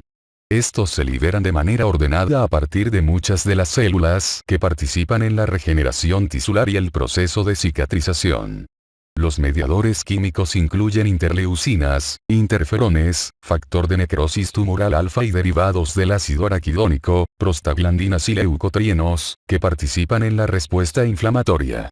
Los factores de crecimiento son moléculas similares a hormonas que interactúan con receptores específicos de la superficie celular para controlar los procesos involucrados en la reparación tisular y la cicatrización de las heridas. Pueden actuar sobre células adyacentes o sobre la célula que los sintetiza. Los factores de crecimiento se designan según su tejido de origen, por ejemplo, factor de crecimiento derivado de plaquetas, factor de crecimiento de fibroblastos, su actividad biológica, por ejemplo, factor de crecimiento transformador, o las células sobre las que actúan, por ejemplo, factor de crecimiento epitelial o factor de crecimiento del tejido conectivo tipo beta o factor vascular de crecimiento endotelial. Los factores de crecimiento controlan la proliferación, diferenciación y metabolismo de las células durante el proceso de cicatrización de la herida. Por ejemplo, el factor vascular de crecimiento endotelial estimula la cicatrización de las heridas por medio del depósito de colágeno, la angiogénesis y la epitelización. El complejo del factor de crecimiento o de la vitronectina mostró de manera específica permitir una cicatrización adecuada en las úlceras venosas, las úlceras por presión y las úlceras del pie diabético. Los factores de crecimiento ayudan en la regulación del proceso inflamatorio. Fungen como quimioatrayentes para neutrófilos, monocitos, macrófagos, fibroblastos y células epiteliales, estimulan la angiogénesis y contribuyen a la regeneración de la matriz extracelular. Matriz extracelular. El conocimiento sobre la regeneración y la reparación tisulares se amplió en las últimas décadas para incluir al ambiente complejo de la matriz extracelular. La matriz extracelular se secreta en el sitio y se constituye en una red de espacios que circundan a las células tisulares. Existen tres componentes básicos en la matriz extracelular. Proteínas fibrosas estructurales, por ejemplo, fibras de colágeno y de elastina, geles hidratados, por ejemplo, proteoglucanos y ácido hialurónico, que permiten la resiliencia y la lubricación, y glucoproteínas adhesivas, por ejemplo, fibronectina y laminina, que conectan a los elementos de la matriz entre sí y con las células. La matriz extracelular existe en dos formas básicas. 1. La membrana basal que circunda a las células epiteliales, endoteliales y del músculo liso, y 2. La matriz intersticial, que se encuentra en los espacios entre las células en el tejido conectivo y entre el epitelio y las células de soporte de los vasos sanguíneos. La matriz extracelular confiere turgencia al tejido blando y rigidez al hueso. Provee el sustrato para la adhesión celular. Participa en la regulación del crecimiento, el movimiento y la diferenciación de las células que las circundan. Permite el almacenamiento y la presentación de las moléculas reguladoras que controlan el proceso de reparación. La matriz extracelular también provee el andamiaje para la renovación tisular. Aunque las células de muchos tejidos son capaces de regenerarse, la lesión no siempre deriva en la restauración de la estructura normal, a menos que la matriz extracelular se conserve intacta. En particular, la integridad de la membrana basal subyacente es vital para la regeneración del tejido. Cuando la membrana basal se interrumpe, las células proliferan en forma desordenada, lo que origina tejidos desorganizados y no funcionales. La transición del tejido de granulación al tejido cicatricial, que implica cambios de la composición de la matriz extracelular, es fundamental para el proceso de cicatrización de la herida. En el proceso de transición, los componentes de la matriz extracelular son degradados por proteasas, enzimas, que se secretan en el sitio a partir de distintas células, fibroblastos, macrófagos, neutrófilos, células sinoviales y epiteliales. Algunas de las proteasas, como las colagenasas, son muy específicas y escinden proteínas específicas en un número limitado de sitios. Esto permite que se conserve la integridad estructural de la matriz extracelular, al tiempo que se da la migración de células. Por efecto de su potencial para producir destrucción tisular, las acciones de las proteasas se encuentran bajo control estrecho. De manera característica se elaboran en una forma inactiva, que debe activarse por la acción de mediadores químicos presentes en el sitio de la lesión, y luego se inactiva con rapidez por la acción de inhibidores tisulares. La investigación se ha concentrado en la acción desregulada de las proteasas en trastornos como la degradación de la matriz tisular en la artritis y la neuroinflamación en la esclerosis múltiple, así como en la rigidez arterial, que propicia el aumento de la resistencia periférica. La evidencia de un estudio en animales respalda el hecho de que la carencia de un inhibidor tisular de la metaloproteinasa tipo 2 puede conducir a la disfunción del ventrículo izquierdo del corazón y a una remodelación insuficiente de la matriz extracelular en respuesta al estrés bioquímico. Comprensión. Cicatrización de las heridas. La cicatrización de las heridas implica la restauración de la integridad del tejido lesionado. La cicatrización de las heridas cutáneas, que se utiliza con frecuencia para ilustrar los principios generales de la cicatrización de las heridas, suele dividirse en tres fases. 1. Inflamatoria, 2. Proliferativa, y 3. De contracción de la herida y remodelación. Cada una de estas es mediada por citocinas y factores de crecimiento. Fase inflamatoria. Comienza en el momento de la lesión, con la formación de un coágulo sanguíneo y la migración de leucocitos fagocíticos hacia el sitio de la herida. Las primeras células en llegar, los neutrófilos, ingieren y eliminan a las bacterias y los detritos celulares. Después de 24 horas, a los neutrófilos se unen los macrófagos, que siguen ingiriendo detritos celulares y desempeñan un papel esencial en la producción de factores de crecimiento para la fase proliferativa. Fase proliferativa. Durante esta fase, los procesos principales se concentran en la construcción de un tejido nuevo para rellenar el espacio de la herida. En este proceso, la célula clave es el fibroblasto, una célula del tejido conectivo que sintetiza y secreta colágeno, los proteoglucanos y las glucoproteínas que se requieren para la cicatrización de la herida. Los fibroblastos también producen una familia de factores de crecimiento que inducen la angiogénesis, crecimiento de vasos sanguíneos nuevos, la proliferación y la migración de las células endoteliales. El componente final de la fase proliferativa es la epitelización, durante la cual las células epiteliales en los bordes de la herida proliferan para constituir una capa de superficie nueva, similar a la que fue destruida por la lesión. Contracción de la herida y fase de remodelación. Esta fase comienza con el desarrollo de la cicatriz fibrosa alrededor de 3 semanas después de la lesión y puede persistir durante 6 meses o más, lo que depende de la extensión de la herida.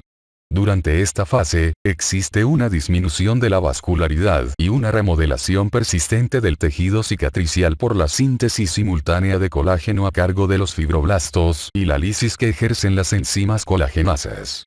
Como resultado de estos dos procesos, la arquitectura de la cicatriz logra incrementar su fuerza tensil y la cicatriz se retrae, de manera que es menos visible. Cicatrización de heridas. Los tejidos lesionados se reparan a partir de la regeneración de las células del parénquima o mediante reparación con tejido conectivo en la que el tejido cicatricial sustituye a las células parenquimatosas del tejido lesionado. El objetivo principal del proceso de cicatrización es llenar la brecha generada por la destrucción tisular y restaurar la continuidad estructural de la parte lesionada. Cuando la regeneración no es posible, la cicatrización mediante sustitución con una cicatriz de tejido conectivo constituye un medio para mantener esta continuidad. Si bien el tejido cicatricial llena la brecha generada por la muerte celular, no repara la estructura con células parenquimatosas funcionales. Debido a que las capacidades de regeneración de la mayor parte de los tejidos son limitadas, la cicatrización de las heridas suele implicar cierto grado de reparación con tejido conectivo. Los temas presentados a continuación aluden en particular a las heridas cutáneas. Cicatrización por primera y segunda intención. Según la extensión de la pérdida tisular, el cierre de la herida y la cicatrización tienen lugar, ya sea por primera o segunda intención, figura 14.8. Una incisión quirúrgica suturada constituye un ejemplo de cierre por primera intención. Las heridas más grandes, por ejemplo, quemaduras y heridas en superficies grandes, que presentan una pérdida importante de tejido y contaminación cicatrizan mediante segunda intención. La cicatrización por segunda intención es más lenta que la de primera intención y da origen a la formación de una cantidad mayor de tejido cicatricial. Una herida que pudo haber cerrado por primera intención puede infectarse y cicatrizar por segunda intención. Fases de la cicatrización de las heridas. La cicatrización de las heridas a menudo se divide en tres fases. 1. Inflamatoria, 2. Proliferativa y 3. De maduración o remodelación. La duración de las fases es bastante predecible en las heridas que cierran por primera intención. En las que cicatrizan por segunda intención, el proceso depende de la extensión de la lesión y del ambiente para la cicatrización. Fase inflamatoria. La fase inflamatoria de la cicatrización de la herida inicia en el momento de la lesión y constituye un periodo crítico, puesto que prepara el ambiente de la herida para la cicatrización. Incluye la hemostasia y las fases vascular y celular de la inflamación. Los procesos hemostáticos se activan de inmediato en el momento de la lesión. Se presenta constricción de los vasos sanguíneos lesionados y se desencadena la coagulación de la sangre por efecto de la activación y la agregación plaquetarias. Después de un breve periodo de constricción, los mismos vasos se dilatan y los capilares incrementan su permeabilidad, lo que permite a los componentes del plasma y la sangre salir hacia el área lesionada. En las heridas superficiales pequeñas, el coágulo pierde fluido y se convierte en una escara, costra, dura y seca que protege el área. La fase celular de la inflamación ocurre a continuación y se evidencia por la migración de leucocitos fagocíticos que digieren y eliminan a los organismos invasores, la fibrina, los detritos extracelulares y la materia extraña. Los neutrófilos son las primeras células en llegar y suelen estar ausentes para el tercer o cuarto días. Ingieren bacterias y detritos celulares. Después de alrededor de 24 horas, los macrófagos, que son las células fagocíticas más grandes, ingresan al área de la herida y permanecen durante un periodo prolongado. Estas células, que derivan de los monocitos de la sangre, son esenciales para el proceso de cicatrización. Sus funciones incluyen la fagocitosis y la liberación de factores de crecimiento que estimulan el desarrollo de las células epiteliales y la angiogénesis, y atraen a los fibroblastos. Cuando existe un defecto grande en tejidos más profundos, se requiere que los neutrófilos y los macrófagos retiren los detritos y faciliten el cierre de la herida. Si bien una herida puede sanar en ausencia de neutrófilos, no puede cicatrizar si no están presentes los macrófagos. Fase proliferativa. La fase proliferativa de la cicatrización suele comenzar en el transcurso de 2 o 3 días de producida la lesión, y puede durar hasta 3 semanas en heridas que cicatrizan por primera intención. Durante este periodo, los procesos principales se concentran en la construcción de tejido nuevo para rellenar el espacio de la herida. En esta fase, desempeña un papel determinante el fibroblasto, una célula del tejido conectivo que sintetiza y secreta colágeno y otros elementos intercelulares que se requieren para que cicatrice la herida. Los fibroblastos también producen una familia de factores de crecimiento que inducen la angiogénesis, así como la proliferación y migración de las células endoteliales. En un lapso de 24 horas a 48 horas después de la lesión, los fibroblastos y las células endoteliales vasculares comienzan a proliferar para constituir el tejido de granulación, que sirve como cimiento para el desarrollo de tejido cicatricial. Este tejido es frágil y sangra con facilidad por efecto de sus brotes capilares numerosos de desarrollo reciente. Las heridas que cierran por segunda intención tienen una mayor cantidad de detritos necróticos y exudado que deben retirarse y contienen una mayor cantidad de tejido de granulación. Los vasos sanguíneos recién formados son semipermeables y permiten que las proteínas plasmáticas y los leucocitos salgan hacia los tejidos. El componente final de la fase proliferativa es la epitelización, que consiste en la migración, la proliferación y la diferenciación de las células epiteliales en los bordes de la herida para constituir una capa superficial nueva similar a la destruida por la lesión. En las heridas que cicatrizan por primera intención, estas células epidérmicas proliferan y sellan la herida en el transcurso de 24 horas a 48 horas. Dado que la migración de células epiteliales requiere una superficie vascular húmeda en la herida y es obstaculizada cuando la superficie se encuentra seca o necrótica, la epitelización se retrasa en las heridas abiertas hasta que se forma un lecho de tejido de granulación. Cuando se forma una escara en la herida, las células epiteliales migran entre esa estructura y el tejido viable subyacente. Cuando una porción significativa de la herida queda cubierta por tejido epitelial, la costra se levanta. En ocasiones, es posible la formación de una cantidad excesiva de tejido granulado, conocido también como excrescencia carnosa, que puede extenderse por encima de los bordes de la herida, lo que impide la reepitelización. La extirpación quirúrgica o la cauterización química del defecto permiten que la cicatrización prosiga. Al tiempo que avanza la fase proliferativa, existe una acumulación persistente de colágeno y proliferación de fibroblastos. La síntesis de colágeno alcanza su máximo en el transcurso de 5 días a 7 días y continúa durante varias semanas, dependiendo de la dimensión de la herida. Para la segunda semana, los leucocitos se han retirado en gran medida del área, el edema ha disminuido y la herida comienza a palidecer, mientras que los vasos sanguíneos pequeños se trombosan y degeneran. Fase de remodelación. La tercera fase de la cicatrización de las heridas, el proceso de remodelación, empieza alrededor de 3 semanas después de la lesión y puede continuar durante 6 meses o más, según la extensión de la lesión. Como lo implica el término, existe una remodelación persistente del tejido cicatricial por la síntesis simultánea de colágeno en los fibroblastos y la lisis por enzimas colagenasas. El resultado de estos dos procesos es que la arquitectura de la cicatriz se reorienta para incrementar la fuerza tensil en la herida. La mayor parte de las heridas no recupera la fuerza tensil original de la piel íntegra una vez que se completa la cicatrización. Las heridas que se suturan en forma cuidadosa de inmediato tras la cirugía cuentan con cerca del 70% de la fuerza tensil de la piel conservada, en gran medida por la colocación de suturas. Esto permite que las personas se desplacen con libertad después de la cirugía sin temor de que se presente dehiscencia de la herida. Cuando las suturas se retiran, por lo general, al final de la primera semana, la fuerza tensil de la herida se aproxima al 10%. Incrementa con rapidez en el transcurso de las 4 semanas siguientes y luego avanza con más lentitud para alcanzar una meseta en un valor aproximado del 70% al 80% de la fuerza tensil de la piel íntegra al final de los 3 meses. Una lesión que cierra por segunda intención sufre una contracción de la herida durante las fases proliferativa y de remodelación. La consecuencia es que la cicatriz que se forma es bastante menor que la herida original. Desde la perspectiva cosmética, esto pudiera ser deseable porque reduce el tamaño del efecto visible. Sin embargo, la contracción del tejido cicatricial sobre las articulaciones y otras estructuras del cuerpo tiende a limitar el movimiento y generar deformidad. Debido a la pérdida de la elasticidad, el tejido cicatricial que se estira no puede recuperar su longitud original.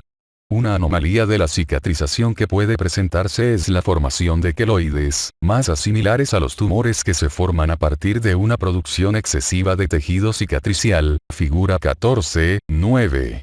La tendencia a desarrollar queloides es más común en afroamericanos y parece tener una base genética. Puntos clave.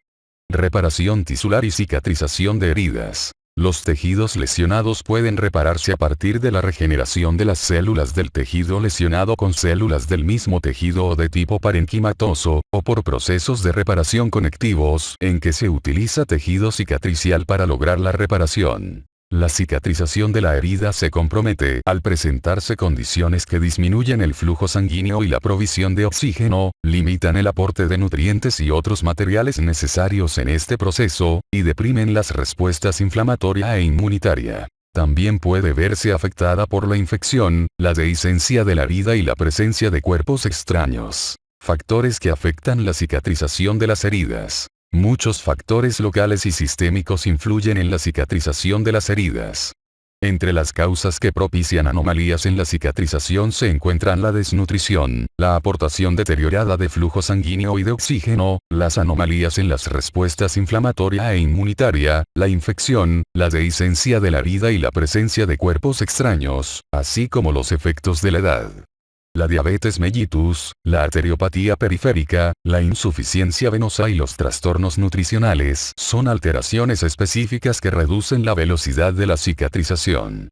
Si bien existen muchos factores que comprometen la cicatrización, la ciencia ha encontrado pocas formas para acelerar el proceso normal de reparación de la herida. Desnutrición. La cicatrización exitosa de una herida depende en parte de la presencia de reservas adecuadas de proteínas, carbohidratos, lípidos, vitaminas y minerales. La desnutrición se ha identificado como un factor importante que reduce, o incluso impide, la velocidad de la cicatrización de las heridas. La insuficiencia proteica prolonga la fase inflamatoria de la cicatrización y limita la proliferación de los fibroblastos, la síntesis de colágeno y de matriz proteica, la angiogénesis, y la remodelación de la herida. Los carbohidratos son necesarios como fuente de energía para los leucocitos, además, tienen un efecto protector para las proteínas y ayudan a impedir el consumo de aminoácidos como combustible cuando se necesitan en el proceso de cicatrización. Los lípidos, constituyentes esenciales de las membranas celulares, son indispensables para la formación de células nuevas.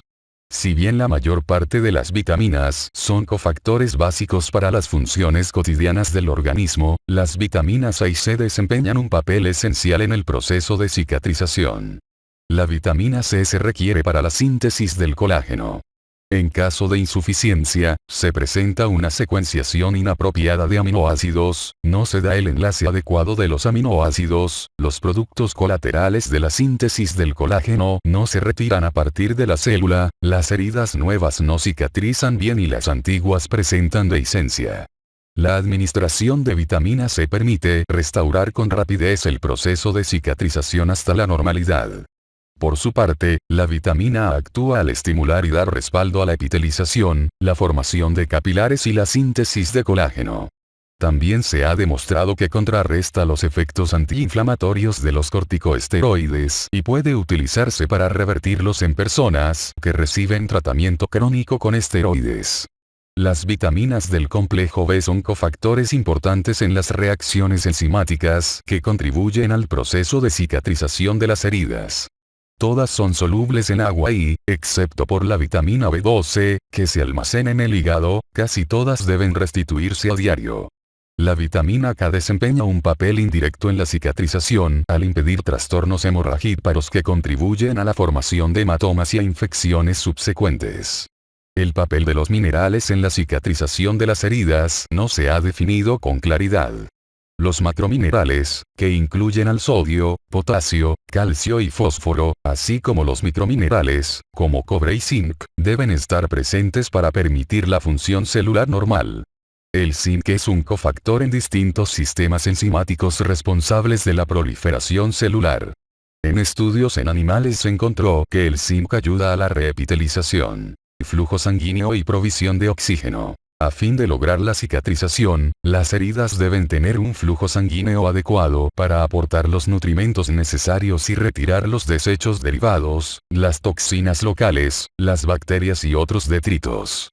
La cicatrización de la herida puede verse comprometida por un flujo sanguíneo insuficiente derivado de las condiciones de la herida, por ejemplo, edema, o de problemas de salud preexistentes.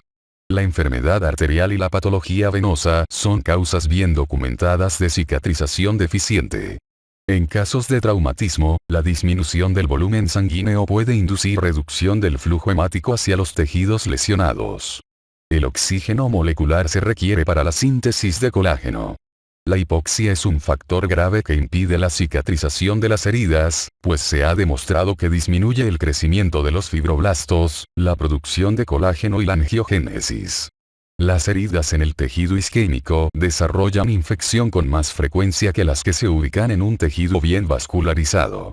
Los neutrófilos polimorfonucleares y los macrófagos requieren oxígeno para destruir a los microorganismos que invaden el área. Si bien estas células pueden lograr la fagocitosis en un ambiente con anoxia relativa, no pueden digerir las bacterias. El tratamiento con oxígeno hiperbárico ha demostrado mejorar la cicatrización de las heridas en numerosos tipos de lesiones al aportar oxígeno con una concentración del 96% al 100%, lo que supera por más de 2 veces su contenido en una presión atmosférica normal a nivel del mar. La meta es incrementar la provisión de oxígeno a los tejidos al aumentar la presión parcial de oxígeno que se encuentra disuelto en el plasma. El incremento de la tensión de oxígeno tisular por efecto del oxígeno hiperbárico favorece la cicatrización de las heridas mediante mecanismos diversos, como el aumento en la eliminación de bacterias por los neutrófilos, la limitación del desarrollo de bacterias anaeróbicas, y la promoción de la angiogénesis y la actividad de los fibroblastos. El oxígeno hiperbárico suele reservarse para el tratamiento de heridas problemáticas en las que la hipoxia y la infección interfieren con la cicatrización. Anomalías de las respuestas inflamatoria e inmunitaria. Los mecanismos inflamatorios e inmunitarios participan en la cicatrización de las heridas. La inflamación es esencial en la primera fase de cicatrización de la herida, mientras que los mecanismos inmunitarios impiden las infecciones que comprometen la cicatrización. Entre las condiciones que alteran las funciones inflamatoria e inmunitaria se encuentran los trastornos de la función fagocítica, la diabetes mellitus y la administración terapéutica de fármacos corticosteroides. Los trastornos fagocíticos pueden dividirse en defectos extrínsecos e intrínsecos. Los trastornos extrínsecos son los que reducen el número total de células fagocíticas, por ejemplo, fármacos inmunosupresores, alteran la atracción de las células fagocíticas hacia la herida, interfieren con la endocitosis de la bacteria y los agentes extraños que llevan a cabo las células fagocíticas, por ejemplo, opsonización, o suprimen el número de células fagocíticas, por ejemplo, fármacos inmunosupresores. Los trastornos fagocíticos intrínsecos derivan de carencias de la vía metabólica para destruir las bacterias ingeridas en la célula fagocítica. Estos trastornos incluyen la enfermedad granulomatosa crónica, un trastorno hereditario ligado al cromosoma X, en el que existe una insuficiencia de la mieloperoxidasa o de las oxidasas del dinucleótido de nicotinamida adenina fosfato. Las carencias de estos compuestos impiden la generación del superóxido y el peróxido de hidrógeno que se requieren para la eliminación de las bacterias. Muchas personas con diabetes mellitus que presentan heridas no responden bien a los métodos tradicionales para su tratamiento, debido a elevadas concentraciones de glucosa en sangre. La evidencia demuestra que, en estos casos, existe retraso en la cicatrización de las heridas y complicaciones como infecciones prolongadas. De particular relevancia es el efecto de la hiperglucemia sobre la función fagocítica. Los neutrófilos, por ejemplo, muestran disminución en sus funciones quimiotáctica y fagocítica, lo que incluye la endocitosis y la eliminación intracelular de las bacterias cuando se exponen a concentraciones anómalas de glucosa.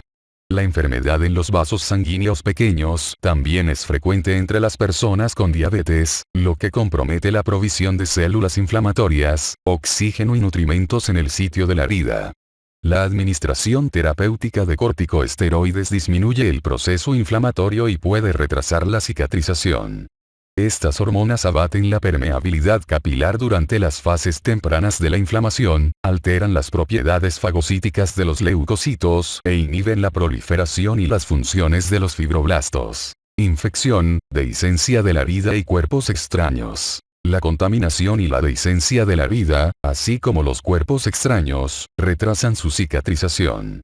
La infección compromete todas las dimensiones de la cicatrización, prolonga la fase inflamatoria, altera la formación de tejido de granulación e inhibe la proliferación de los fibroblastos y el depósito de fibras de colágeno. Todas las heridas se encuentran contaminadas al producirse la lesión. Si bien las defensas del organismo pueden controlar la invasión de los microorganismos en el momento en que se genera la herida, las heridas muy contaminadas pueden rebasar las defensas del hospedero. El traumatismo y el compromiso de sus defensas también pueden contribuir al desarrollo de las infecciones de las heridas. La aproximación de los bordes de la herida, por ejemplo, la sutura de una herida incisional, facilita en gran medida la cicatrización e impide la infección. La epitelización de una herida con bordes en proximidad estrecha se da en el transcurso de 1 o 2 días. Las heridas con defectos grandes tienden a cicatrizar con más lentitud, ya que con frecuencia resulta imposible lograr el cierre en una herida de este tipo. Factores mecánicos, como el incremento de la presión local o la torsión, pueden hacer que los bordes de las heridas se separen o presenten dehiscencia. Los cuerpos extraños tienden a propiciar la contaminación bacteriana y a retrasar la cicatrización. Los fragmentos de madera, acero, vidrio y otros compuestos pueden ingresar a la herida en el sitio donde se presenta la lesión y pueden ser difíciles de localizar cuando se atiende la herida. Las suturas también son cuerpos extraños y, si bien son necesarias para el cierre de las heridas quirúrgicas, constituyen un impedimento para la cicatrización. Esta es la razón por la cual las suturas se retiran tan pronto como es posible después de una cirugía. Las infecciones de la herida son una inquietud particular en personas con implante de objetos extraños, como los dispositivos ortopédicos, por ejemplo, clavos, aparatos para estabilización, marcapasos cardíacos y catéteres para derivación. Estas infecciones son difíciles de tratar y pueden requerir el retiro del dispositivo. Nuevos elementos terapéuticos tópicos relativos a la debridación y las técnicas diagnósticas han tenido éxito para degradar la biopelícula microbiana que se desarrolla en las superficies de la herida. Heridas por mordedura. Las mordeduras de animales y humanos son en particular problemáticas desde la perspectiva de la infección. El animal que efectúa la mordida, su localización y el tipo de lesión constituyen determinantes relevantes para el desarrollo de infección. Las mordeduras de gato, 30% a 50%, tienen más tendencia a infectarse con Pasteurella multocida en comparación con las mordeduras humanas. Las mordeduras caninas, por razones que no están claras, se infectan solo en alrededor del 5% de los casos y, por lo general, se debe a Pasteurella multocida o Cavinochytopaga canimorsus. Las mordeduras causadas por niños suelen ser superficiales y rara vez se infectan, en tanto que las generadas por adultos tienen una tasa mucho más alta de infección. Las heridas por punción tienen más probabilidad de desarrollar infección que las laceraciones, quizá debido a que estas últimas son más fáciles de irrigar y desbridar. El tratamiento de heridas por mordedura incluye la irrigación vigorosa y la limpieza, así como la debridación o el retiro del tejido necrótico. El cierre de este tipo de heridas con suturas para facilitar la cicatrización por primera intención depende del lugar donde se localicen y de la presencia de infección.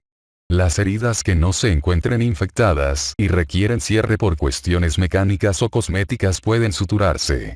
Las heridas de la mano no suelen suturarse debido a que la infección en el espacio cerrado de la mano puede generar pérdida de la función.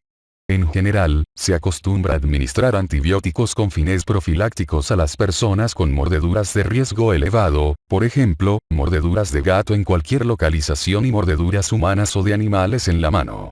Todas las personas con mordeduras deben ser evaluadas para determinar si requieren profilaxia antitetánica o antirrábica. Efecto de la edad sobre la cicatrización de las heridas. Cicatrización de heridas en neonatos y niños. La cicatrización de las heridas en los niños es similar a la que se observa en el adulto.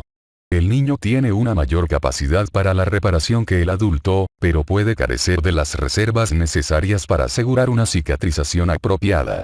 La falta de reservas se hace evidente cuando el desequilibrio electrolítico, el cambio súbito de la temperatura y la diseminación rápida de la infección ocurren con facilidad.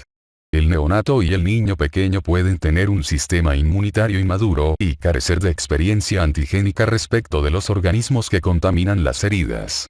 Mientras más pequeño sea el niño, existe más probabilidad de que su sistema inmunitario no esté desarrollado del todo. La cicatrización exitosa de las heridas también depende de una nutrición adecuada. Los niños requieren calorías suficientes para mantener su crecimiento y la cicatrización de las heridas. Con frecuencia, el neonato prematuro nace con sistemas orgánicos inmaduros y reservas energéticas mínimas, pero con requerimientos metabólicos elevados, una condición que predispone al compromiso de la cicatrización de las heridas. Los niños con ciertas afecciones comórbidas, como diabetes y problemas por malabsorción, tienen un mayor riesgo de complicación de las heridas. De igual manera, tienen más tendencia a desarrollar pérdida de la integridad de la piel o úlceras por presión. La escala Q de Braden se utiliza para valorar la pérdida de continuidad de la piel y está diseñada de manera específica para la utilización en niños. Cicatrización de las heridas en adultos mayores. En la piel, en envejecimiento se presentan distintos cambios estructurales y funcionales, lo que incluye la disminución del grosor dérmico, la disminución del contenido de colágeno y la pérdida de elasticidad. Los cambios que se observan en la piel al avanzar la edad se complican por los efectos de la exposición al sol. Puesto que estos efectos son acumulativos, los adultos mayores presentan más modificaciones en la estructura cutánea. Se piensa que la cicatrización de las heridas se compromete de manera progresiva al avanzar la edad. Los adultos mayores muestran disminución en la síntesis de colágeno y fibroblastos, compromiso de la contracción de las heridas y reepitelización más lenta de las heridas abiertas. Si bien la cicatrización de una herida puede retrasarse, la mayoría cicatriza, incluso en el adulto mayor debilitado que experimenta procedimientos quirúrgicos mayores. En comparación con personas menores, los adultos mayores son más vulnerables al desarrollo de heridas crónicas, en especial úlceras por presión, diabéticas e isquémicas, que cicatrizan con más lentitud. Sin embargo, más que a la edad, es más probable que estas heridas se deban a otros trastornos, como inmovilidad, diabetes mellitus o vasculopatía. Actualmente, se estudian fórmulas nuevas específicas para adultos mayores que, por alguna enfermedad, presenten cicatrización lenta de heridas, y se analizan las evaluaciones farmacoeconómicas. La evidencia sugiere que en los adultos mayores la fórmula nutricional debe valorarse para asegurar que se correlacione con las necesidades de cada persona y que incluya de manera específica arginina, zinc, proteínas y vitamina C. En resumen, la capacidad de los tejidos para reparar el daño provocado por una lesión depende de la facultad del organismo para restituir las células parenquimatosas y organizarlas con base en la estructura original. La regeneración describe el proceso por el cual el tejido se sustituye por células de tipo y función similares. La cicatrización por regeneración se limita al tejido con células capaces de dividirse y sustituir a las células lesionadas. Las células del organismo se dividen en varios tipos, de acuerdo con su capacidad para regenerarse. Células lábiles, como las células epiteliales de la piel y el tubo digestivo, que siguen regenerándose durante toda la vida. Células estables, como las del hígado, que no es normal que se dividan, pero son capaces de regenerarse si se les confronta con un estímulo apropiado. Y células permanentes o fijas, como las neuronas, que son incapaces de regenerarse. La reparación con tejido cicatricial implica la sustitución por tejido conectivo fibroso del tejido lesionado que no puede repararse mediante regeneración. La cicatrización de la herida puede darse por primera o segunda intención y, por lo general, se divide en tres fases: inflamatoria, proliferativa y de maduración o remodelación. En las heridas que cicatrizan por primera intención, la duración de las fases es bastante predecible. En las heridas que cierran por segunda intención, el proceso depende de la extensión de la lesión y del ambiente para la cicatrización.